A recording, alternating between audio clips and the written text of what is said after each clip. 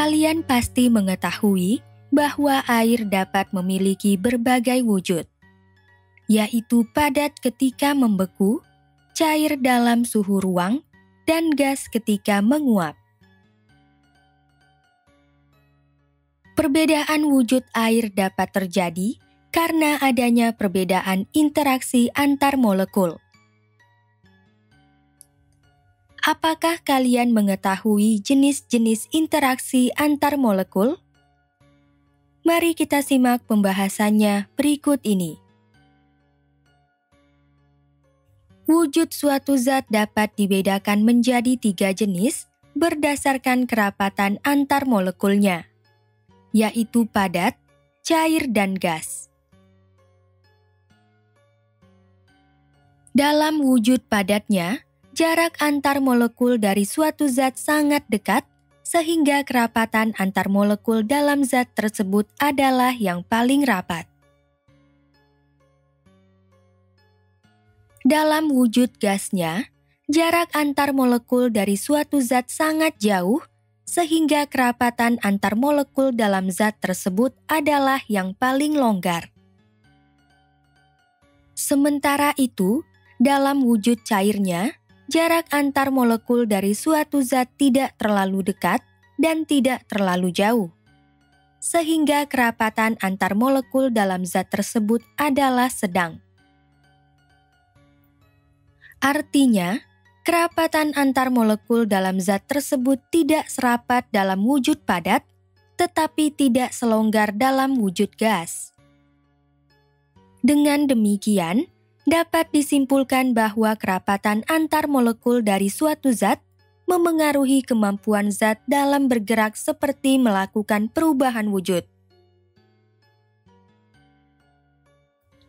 Perubahan wujud dari suatu zat terjadi ketika zat tersebut diberikan energi dari luar, seperti energi kalor atau panas. Energi ini dapat memutus interaksi antar molekul dari suatu zat. Contohnya, perubahan wujud air ketika dipanaskan sehingga menghasilkan uap air. Energi panas yang diberikan akan memutus interaksi antar molekul air dalam wujud cairnya, sehingga kerapatan antar molekul air menjadi lebih longgar dan berubah menjadi wujud gasnya berupa uap air. Interaksi antar molekul. Interaksi atau gaya antar molekul adalah gaya tarik-menarik antar molekul yang saling berdekatan. Pada dasarnya, interaksi antar molekul disebabkan oleh adanya interaksi antara muatan positif dan negatif, sehingga dapat dikatakan bahwa interaksi antar molekul bersifat elektrostatik. Kekuatan dari interaksi antar molekul menurun seiring meningkatnya jarak antar molekul. Oleh karena itu, zat dalam wujud gas memiliki interaksi antar molekul yang paling lemah dibandingkan dengan interaksi zat dalam wujud cair dan padat. Karena jarak antar molekul dari zat yang berwujud gas adalah yang paling jauh. Interaksi antar molekul jauh lebih lemah dibandingkan interaksi intramolekul, seperti ikatan kovalen, ion dan logam. Hal ini dibuktikan oleh energi yang dibutuhkan untuk mengubah asam klorida dalam wujud cair menjadi gasnya hanya membutuhkan energi sekitar 17 kJ. Namun, untuk memutus ikatan kovalen di antara atom hidrogen dan atom klorin dalam molekul asam klorida diperlukan energi 25 kali lebih besar. Akan tetapi, interaksi antar molekul adalah interaksi yang sangat penting karena menentukan sifat fisika dari suatu senyawa. Contohnya, air memiliki titik didih yang cukup tinggi, yaitu 100 derajat Celcius, yang disebabkan oleh adanya interaksi antar molekul air yang kuat, sehingga diperlukan energi yang besar untuk memutus interaksi antar molekulnya. Hal ini mengakibatkan terjadinya perubahan wujud air dari cair menjadi wujud gasnya, sehingga menghasilkan uap air. Titik didih dari suatu zat sering mencerminkan kekuatan interaksi antar molekul yang terdapat dalam zat tersebut. Zat yang memiliki interaksi antar molekul yang lebih kuat umumnya memiliki titik didih yang lebih tinggi. Prinsip ini berlaku juga untuk titik lebur dari suatu zat. Interaksi antar molekul yang akan kita pelajari dalam pembelajaran ini meliputi gaya van der Waals, ikatan hidrogen, jaringan ikatan kovalen, dan gaya ion dipol. Pertama, gaya van der Waals. Pada tahun 1873, seorang ilmuwan asal Belanda bernama Johannes Diederik van der Waals mengemukakan gaya antar molekul yang disebut sebagai gaya van der Waals. Gaya van der Waals adalah interaksi antar molekul yang dihasilkan oleh adanya gaya tarik-menarik melalui interaksi elektrostatik antara dua atau lebih molekul dengan muatan listrik yang berbeda yang terjadi dalam jarak yang dekat. Gaya van der Waals adalah interaksi yang paling lemah dibandingkan interaksi antar molekul lainnya. Awal mula kemunculan gaya van der Waals berasal dari pemikiran model atom teori mekanika kuantum. Model atom ini menyatakan bahwa elektron bergerak secara konstan di orbitalnya dan dapat mengalami pemusatan muatan listrik ke salah satu ujung atom. Dengan menggunakan pendekatan tersebut, van der Waals beranggapan bahwa elektron-elektron dalam suatu molekul juga dapat mengalami pemusatan muatan ke salah satu ujung molekulnya, sehingga menghasilkan dipol. Dipol didefinisikan sebagai pemisahan muatan listrik yang berlawanan dalam suatu molekul. Kelompok elektron dalam suatu molekul akan terus bergerak dari ujung molekul ke ujung lainnya dan kembali lagi secara terus-menerus, sehingga mengakibatkan terjadinya fluktuasi atau berubah-ubahnya posisi dipol dalam molekul tersebut. Hal ini mengakibatkan terjadinya interaksi antar molekul dari dipol-dipol yang terbentuk dalam molekul tersebut, sehingga disebut sebagai interaksi dipol-dipol. Posisi dipol yang terus berubah menyebabkan interaksi dipol-dipol bersifat dinamis. Gambar tersebut menunjukkan perubahan posisi dipol pada suatu molekul dengan lingkaran biru yang diibaratkan sebagai elektron. Ujung molekul dengan distribusi elektron yang lebih banyak akan menghasilkan dipol yang bermuatan negatif. Sedangkan ujung molekul lainnya dengan distribusi elektron yang lebih sedikit akan menghasilkan dipol yang bermuatan positif. Berdasarkan kemampuan suatu molekul dalam menghasilkan dipol, gaya van der Waals dikelompokkan ke dalam 3 tipe, yaitu gaya dispersi atau gaya London, gaya tarik dipol-dipol, dan gaya tarik dipol terimbas. Tipe pertama gaya dispersi atau gaya London. Gaya dispersi dikemukakan oleh seorang ilmuwan asal Jerman bernama Fritz London pada tahun 1937.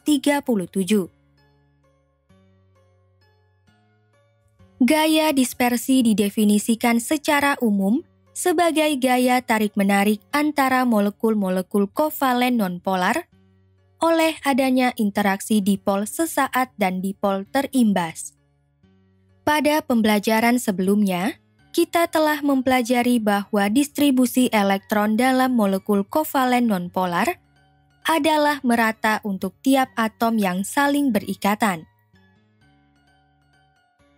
Hal ini mengakibatkan molekul kovalen nonpolar tidak memiliki dipol. Namun, elektron yang bergerak mengelilingi orbital dari atom-atom penyusun molekul kovalen nonpolar pada saat tertentu dapat berkumpul di salah satu ujung atau tepi molekul kovalen nonpolar, sehingga menghasilkan dipol bermuatan negatif. Sementara itu, di ujung molekul kovalen nonpolar yang lain kosong, sehingga menghasilkan dipol bermuatan positif. Dipol yang terbentuk dalam molekul kovalen nonpolar ini disebut dipol sesaat. Pada pembelajaran sebelumnya, kita telah mempelajari bahwa molekul kovalen nonpolar memiliki bentuk molekul yang simetris. Akan tetapi, ketika terjadi pembentukan dipol sesaat, bentuk molekulnya berubah menjadi asimetris. Dipol sesaat dalam molekul kovalen nonpolar akan mengimbas molekul kovalen nonpolar lain di sekitarnya, sehingga membentuk dipol terimbas.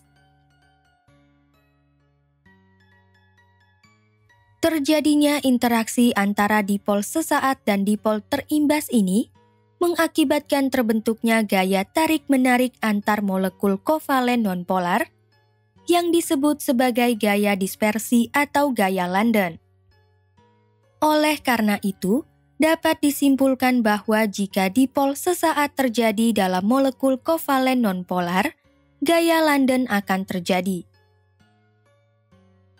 Sebaliknya, jika dipol sesaat dalam molekul kovalen nonpolar hilang, gaya London tidak akan terbentuk. Untuk lebih memahami gaya London dalam interaksi antar molekul kovalen nonpolar, perhatikan contoh pembentukan dipol sesaat dalam molekul iodin sebagai berikut.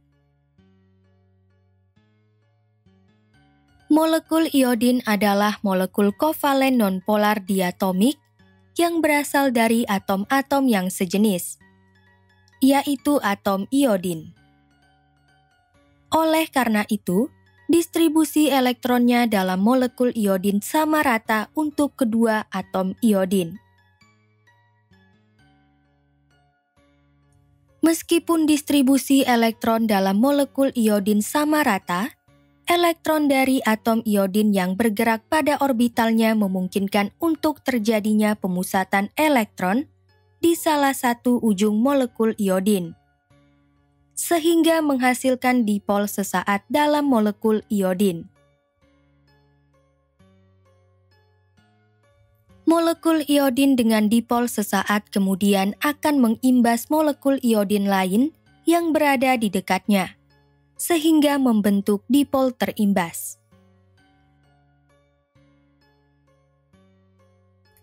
Dipol sesaat dan dipol terimbas yang terbentuk antar molekul iodin mengakibatkan terjadinya gaya London.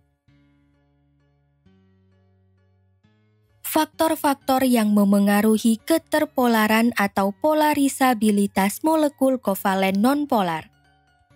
Kekuatan gaya London dalam suatu molekul kovalen nonpolar dipengaruhi oleh keterpolaran atau polarisabilitas molekul nonpolar,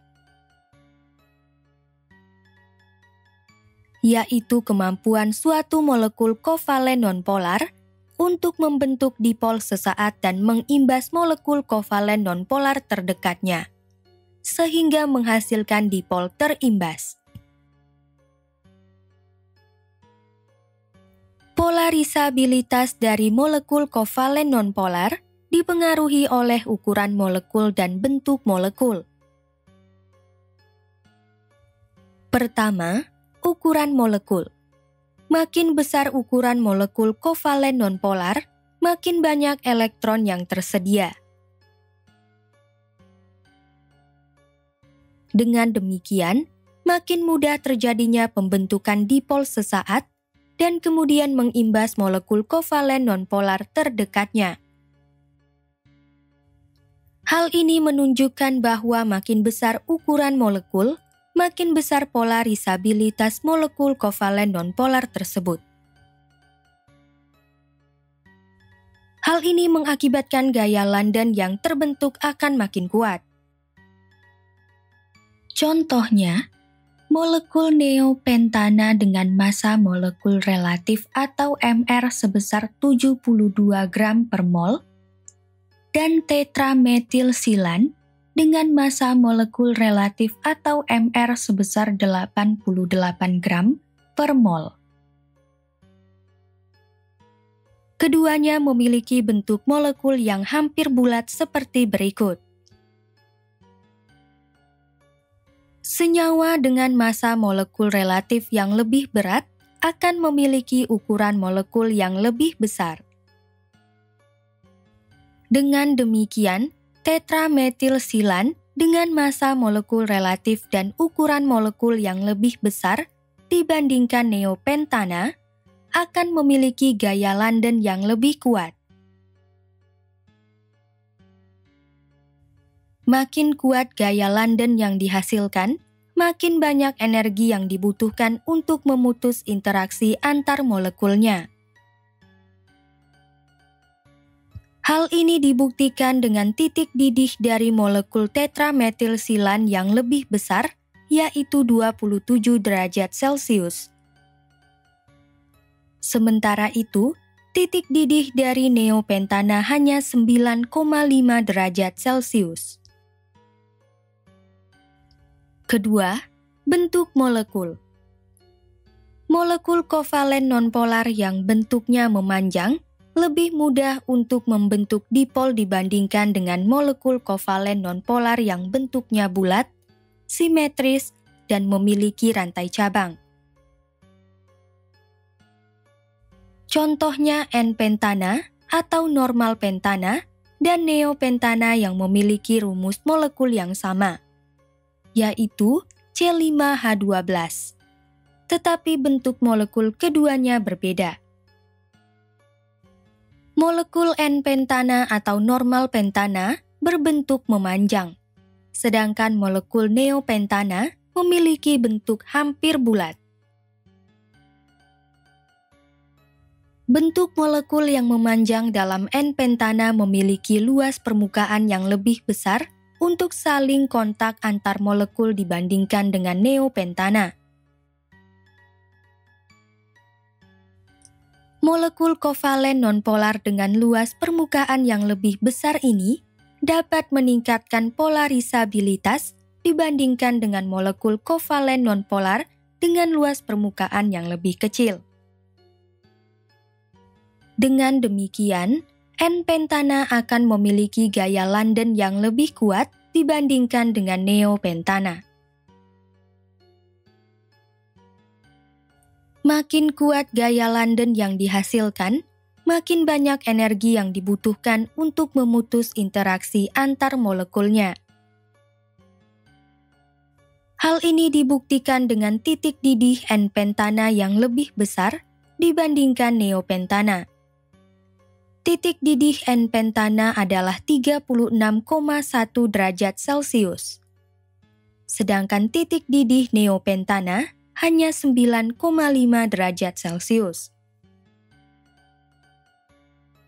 Tipe kedua, gaya tarik dipol-dipol.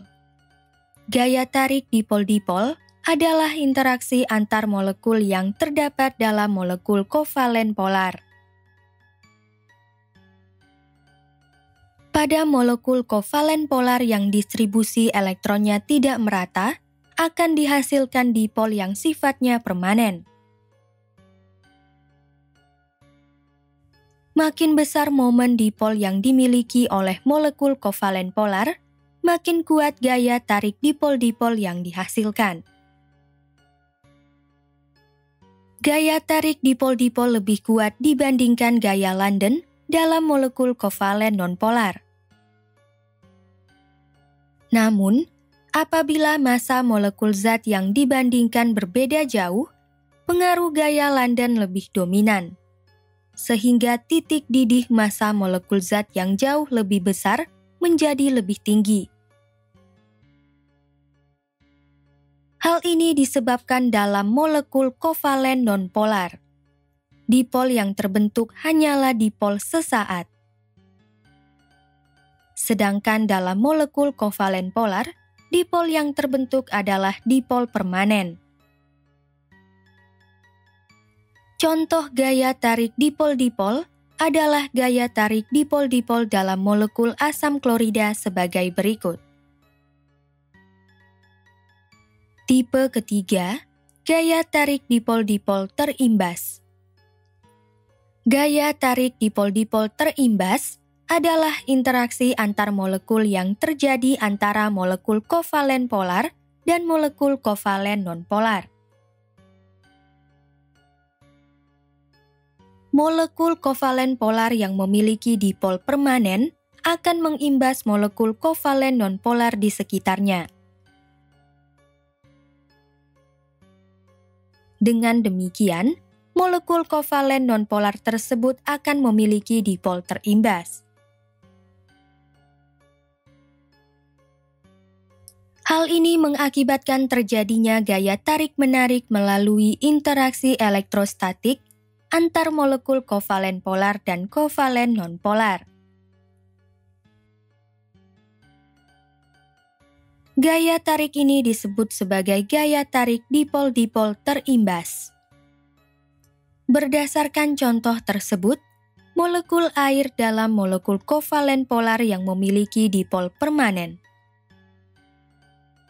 Sementara itu, molekul klorin adalah molekul kovalen nonpolar yang tidak memiliki dipol. Ketika molekul air mendekati molekul klorin dalam jarak yang cukup dekat, dipol permanen yang bermuatan negatif dalam molekul air akan mengimbas molekul klorin. Hal ini mengakibatkan molekul klorin memiliki dipol terimbas.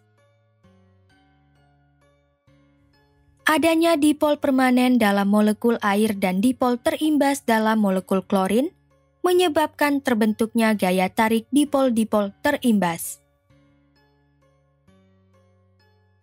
Kedua, ikatan hidrogen.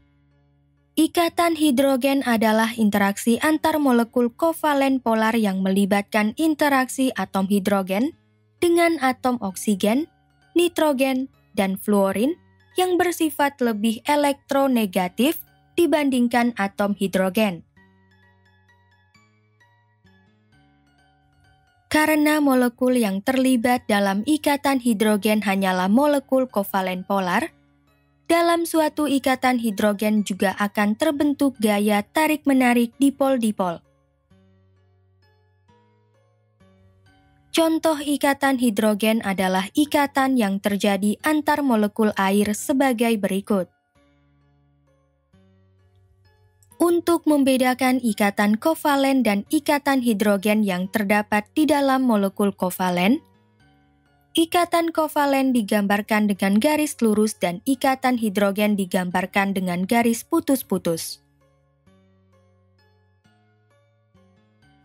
Ikatan hidrogen adalah interaksi antar molekul yang relatif kuat yang ditunjukkan dengan titik didih molekulnya yang tinggi. Hal ini dapat dijelaskan karena unsur fluorin, nitrogen, dan oksigen bersifat sangat elektronegatif, sehingga ikatan HN, HF, dan HO sangat polar. Hal ini mengakibatkan unsur hidrogen yang bersifat sangat elektropositif dapat terikat kuat dengan unsur fluorin, nitrogen, dan oksigen dari molekul tetangganya, melalui pasangan elektron bebas pada unsur yang sangat elektronegatif tersebut. Oleh karena itu, perlu energi yang cukup besar untuk memutus ikatan hidrogen.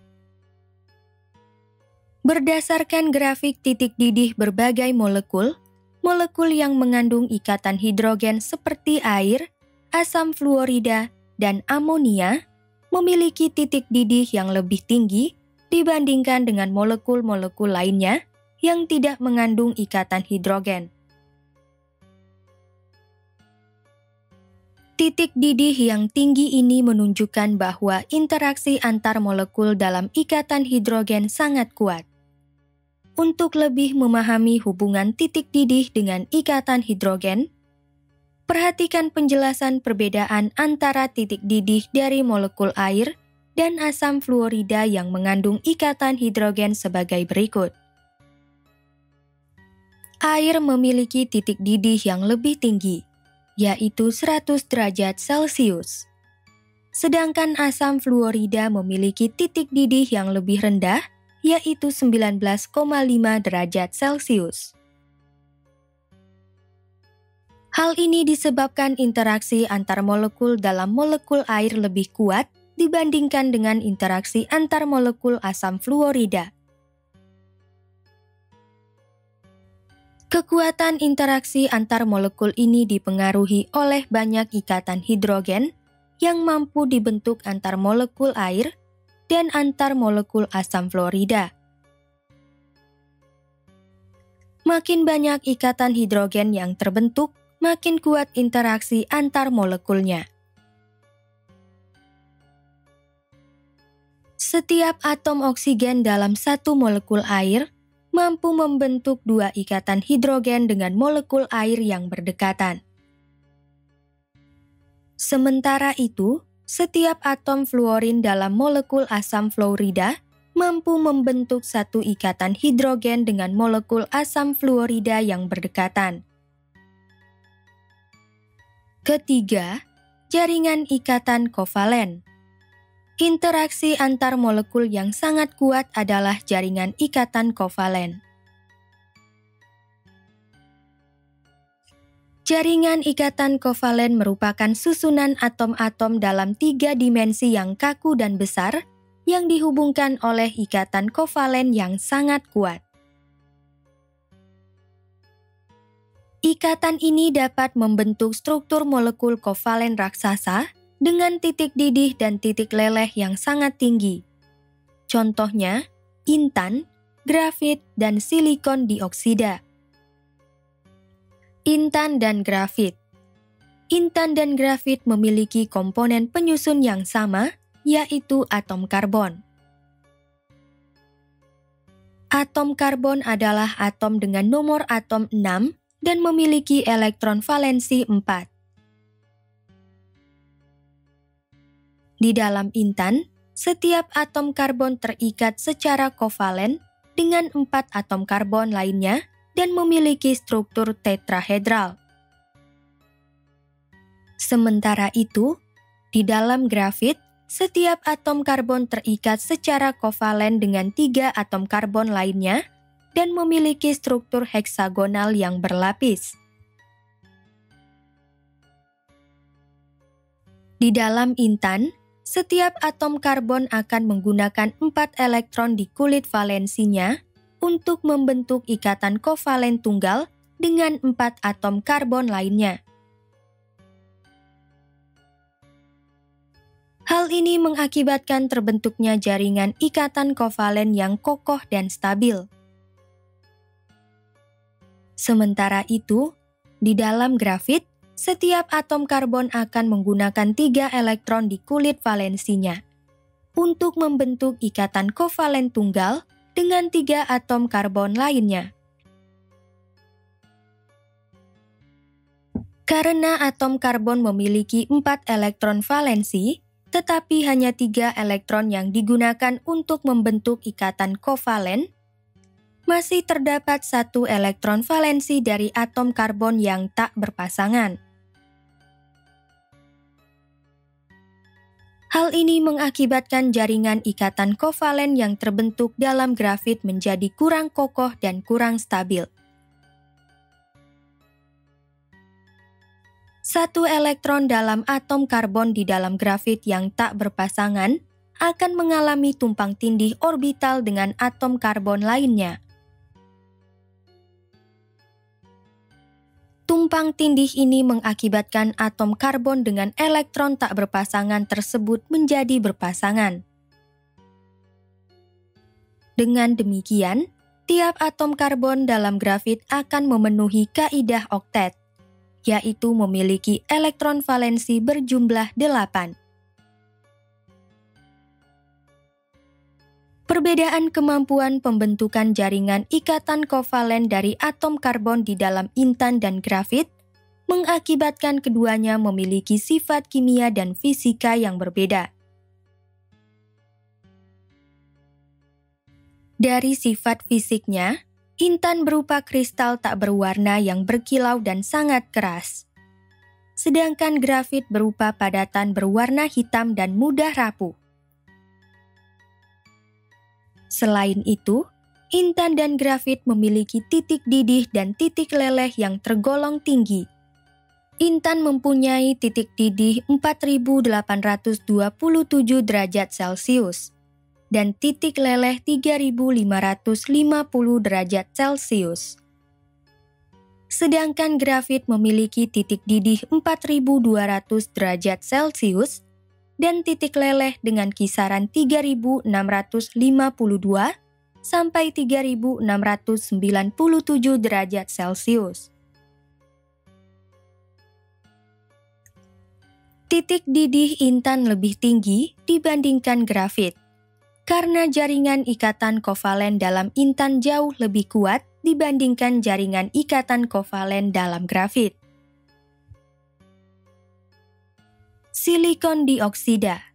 Silikon dioksida dikenal juga sebagai silikon atau silika. Struktur kristal silikon dioksida menyerupai intan. Setiap atom silikon terikat dengan 4 atom oksigen. Selain itu, setiap atom oksigen terikat dengan 2 atom silikon. Ikatan kovalen dalam silikon dioksida cukup kuat, sehingga diperlukan energi yang cukup besar untuk memutus jaringan ikatan kovalen dari silikon dioksida. Hal ini mengakibatkan silikon dioksida memiliki titik leleh dan titik didih yang tinggi. Titik leleh silikon dioksida adalah 1.710 derajat Celcius, dan titik didihnya adalah 2.355 derajat Celcius. Keempat, gaya ion dipol. Gaya ion dipol adalah interaksi antar molekul yang terjadi antara anion dan kation dari senyawa ion dengan molekul kovalen polar yang memiliki dipol permanen. Contohnya, ketika garam natrium klorida yang merupakan senyawa ion dilarutkan dalam air yang merupakan senyawa kovalen polar. Garam tersebut akan larut dalam air dan terionisasi sempurna, sehingga menghasilkan kation natrium dan anion klorida. Kation natrium akan mengalami gaya tarik-menarik melalui interaksi elektrostatik dengan atom oksigen dari molekul air yang memiliki dipol bermuatan negatif. Sementara itu, atom hidrogen dari molekul air yang memiliki dipol bermuatan positif akan memberikan gaya tolakan antar muatan sejenis terhadap kation natrium. Gaya tolakan ini akan mengakibatkan atom hidrogen dari molekul air yang memiliki dipol bermuatan positif menjauhi kation natrium. Sedangkan atom oksigen dari molekul air yang memiliki dipol bermuatan negatif akan mendekati kation natrium. Hal yang sama juga akan terjadi untuk interaksi anion klorida dengan molekul air. Atom hidrogen dari molekul air yang memiliki dipol bermuatan positif akan mendekati anion klorida. Sementara itu, atom oksigen dari molekul air yang memiliki dipol bermuatan negatif akan menjauhi anion klorida. Akibat gaya ion dipol, ion klorida dan ion natrium akan dikelilingi oleh molekul air atau dikenal dengan peristiwa solvasi. Sehingga senyawa natrium klorida larut dalam air, menghasilkan larutan garam yang homogen. Dengan demikian, dapat disimpulkan bahwa gaya ion dipol ini menyebabkan senyawa-senyawa ion mudah larut dalam air. Poin-poin penting pada pembelajaran kali ini adalah sebagai berikut. Pertama, interaksi atau gaya antar molekul adalah gaya tarik-menarik antar molekul yang saling berdekatan. Kedua, interaksi antar molekul dikelompokkan menjadi gaya van der Waals, ikatan hidrogen, jaringan ikatan kovalen, dan gaya ion dipol. Ketiga, gaya van der Waals adalah interaksi antar molekul yang dihasilkan dari interaksi elektrostatik antara dua atau lebih molekul dengan muatan yang berbeda yang terjadi dalam jarak yang dekat. Keempat, gaya van der Waals dibedakan menjadi 3 tipe, yaitu gaya dispersi atau gaya London yang terjadi antar molekul kovalen nonpolar, gaya tarik dipol-dipol yang terjadi antar molekul kovalen polar, serta gaya tarik dipol terimbas yang terjadi antara molekul kovalen polar dan nonpolar. Kelima, ikatan hidrogen adalah interaksi antar molekul kovalen polar yang melibatkan interaksi atom hidrogen dengan atom oksigen, nitrogen, dan fluorin yang bersifat lebih elektronegatif dibandingkan atom hidrogen. Keenam, jaringan ikatan kovalen adalah susunan atom-atom dalam 3 dimensi yang kaku dan besar yang dihubungkan oleh ikatan kovalen yang sangat kuat. Ketujuh, gaya ion dipol adalah interaksi antar molekul yang terjadi antara anion dan kation dari senyawa ion dengan molekul kovalen polar yang memiliki dipol permanen.